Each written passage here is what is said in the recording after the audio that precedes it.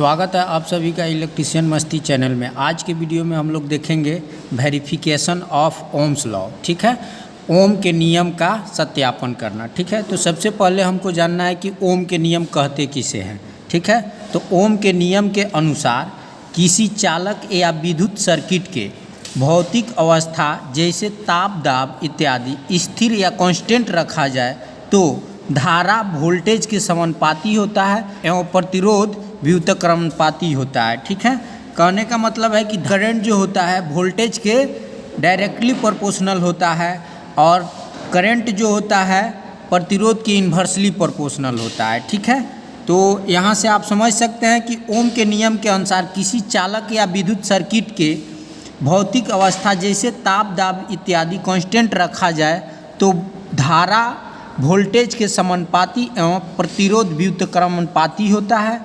ठीक है, इसलिए आई समानुपाती भी।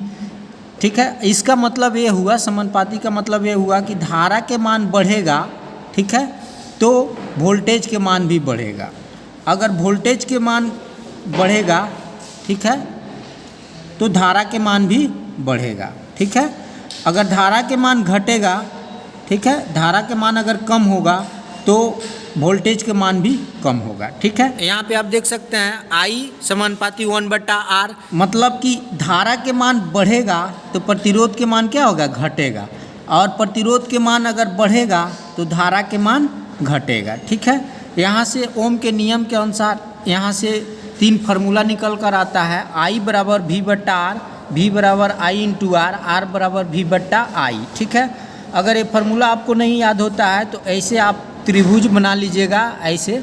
ठीक है, अब जो काटना होगा उसको ढक लीजिएगा। ठीक है, जैसे हमें आई का मान काटना है, ठीक है, यहाँ पे आप देख सकते हैं हमें आई का मान काटना है तो आई को ढक लेंगे तो दिखेगा V/R, तो आई बराबर V/R। ठीक है, समझ में आ रहा है।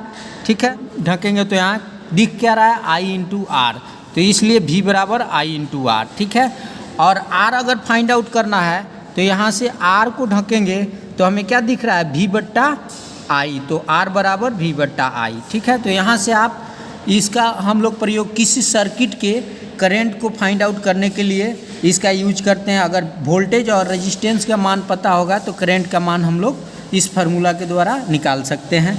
ठीक है, अगर करंट और रेजिस्टेंस के मान पता होगा तो वोल्टेज निकाल सकते हैं।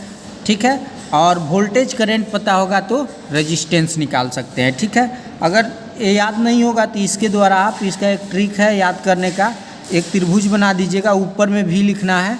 ठीक है, और बाकी जो बच रहा है उसमें एक में आई और एक में आर लिख देना है। ठीक है, निकालने का सबसे उत्तम तरीका है ओम के नियम को सत्यापन करने के लिए। ठीक है, हमें कुछ इलेक्ट्रिकल इंस्ट्रूमेंट की ज़रूरत पड़ता है, जैसे वोल्ट मीटर है।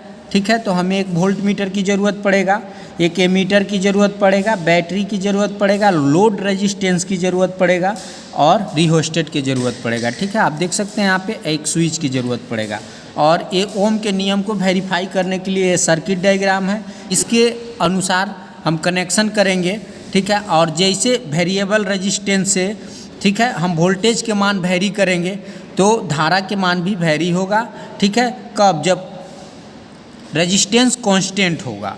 जब रेजिस्टेंस को कांस्टेंट कर देंगे तो वेरिएबल रेजिस्टेंस से वोल्टेज को अगर वेरी करेंगे तो धारा के मान भी वेरी करेगा, और धारा के मान को वेरी करेंगे तो वोल्टेज का मान भी वेरी करेगा। कहने का मतलब है कि एक दूसरे के समानुपाती होता है।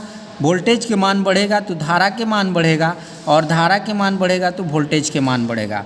ठीक है, उस कंडीशन में आर क्या होगा, कांस्टेंट होना चाहिए। ठीक है, अनुसार हम कनेक्शन करेंगे। ठीक है, और इसका प्रैक्टिकल करेंगे। तो यहाँ पे आप देख सकते हैं इसमें एक रिहोस्टेट लगा हुआ है, वेरिएबल रेजिस्टेंस जिसे बोलते हैं। तो यहाँ पे एक रिहोस्टेट लगा हुआ है और एक यहाँ पे मीटर लगा हुआ है, स्विच लगा हुआ है, बैटरी लगा हुआ है, वोल्ट मीटर लगा है। ठीक है, और एक लोड रेजिस्टेंस लगा है।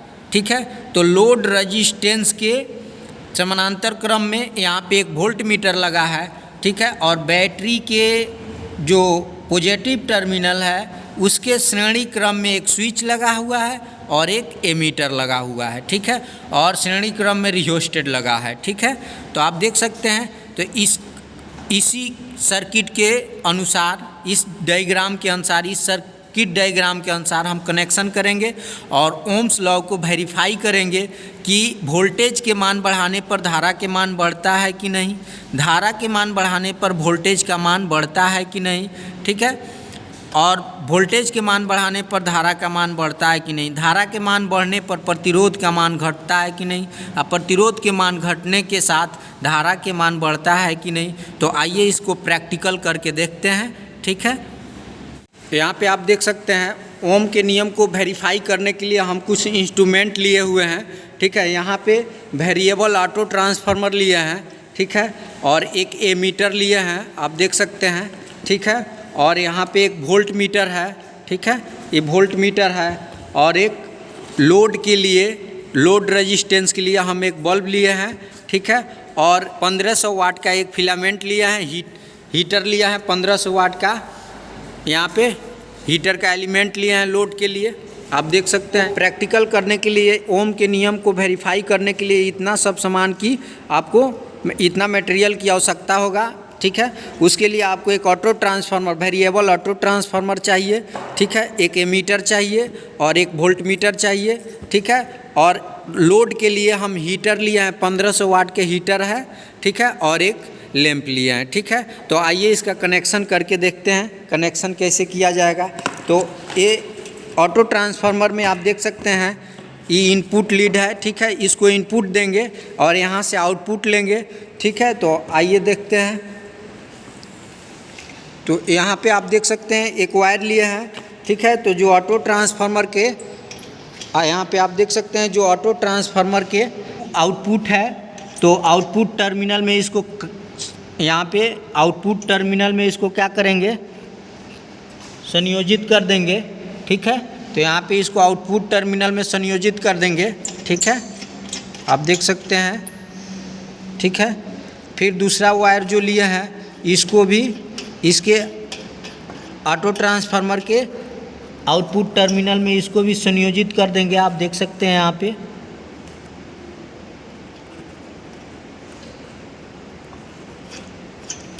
यहाँ पे इसको संयोजित कर देंगे,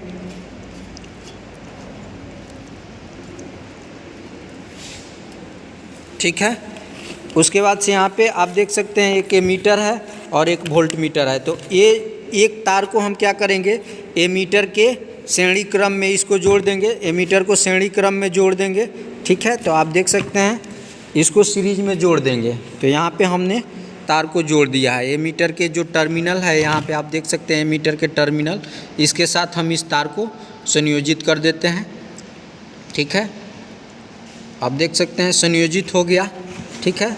उसके बाद से इस तार को हम क्या करेंगे, इसको वोल्ट मीटर के एक टर्मिनल के साथ हम संयोजित कर देंगे। वोल्ट मीटर में 2 टर्मिनल है, आप देख सकते हैं यहाँ पे 2 टर्मिनल है, ठीक है। तो जो एमीटर के टर्मिनल से आउट होगा इसको क्या करेंगे, वोल्ट मीटर के टर्मिनल में यहाँ पे जोड़ देंगे, ठीक है,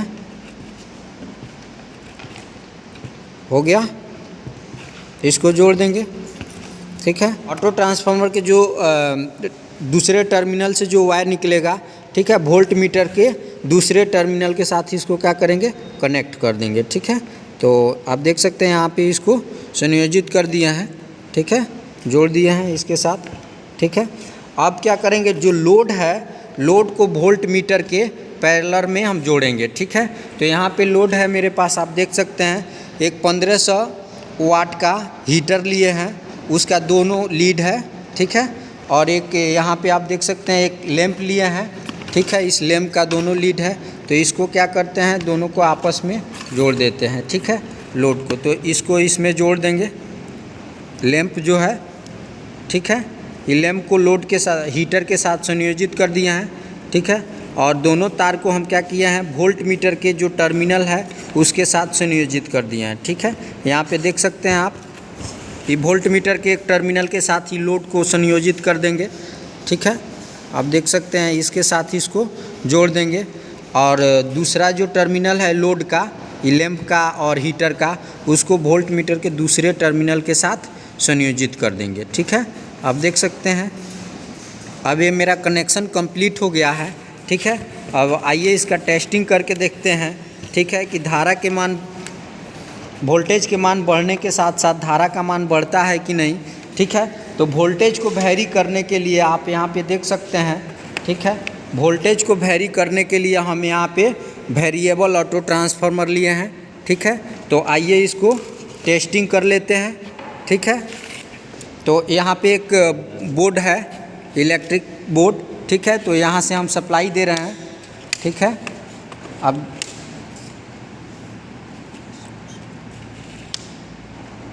देख सकते हैं, यहाँ पे आप देख सकते हैं इसमें लाइट है, ठीक है। तो यहाँ से हम इसको दे रहे हैं, तो यहाँ पे आप देख सकते हैं सर्किट को, ठीक है। अब जैसे वोल्टेज के मान यहाँ से वैरी करेंगे, ठीक है, यहाँ से जैसे वोल्टेज के मान वैरी करेंगे, आप देख सकते हैं यहाँ पे वोल्ट मीटर पे देख सकते हैं यहाँ पे, ठीक है।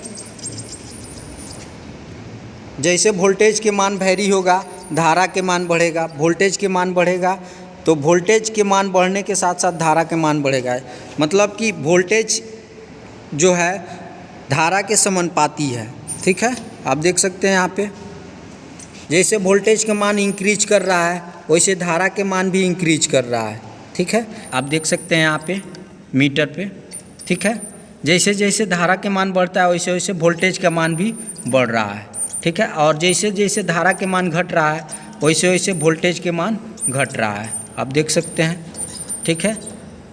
तो यह है ओम के नियम, ठीक है।